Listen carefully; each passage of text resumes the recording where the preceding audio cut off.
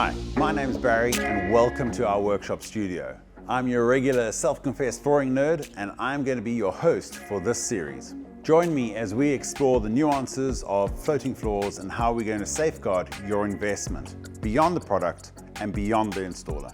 If you're considering flooring, the end results that you desire require a careful balance between quality product and a quality installation.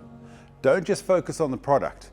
Focus on who is actually going to install this product according to the requirements that it needs to reach its intended lifespan of 15, 20 or plus years.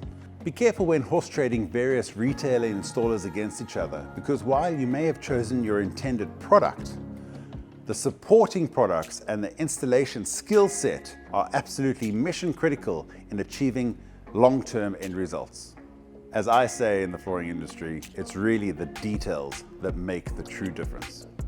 In the following series, we're going to be exploring some key components that you really need to pay attention to if you want to safeguard your floating floor installation. We'll be tackling undercutting door frames, expansion gaps, substrate preparation, and correct plank placement. These are all key areas that will safeguard your floor. This series is sponsored by Finfloor, one of South Africa's leading quality flooring brands. A company that's not only passionate about quality product, but about supporting quality installers.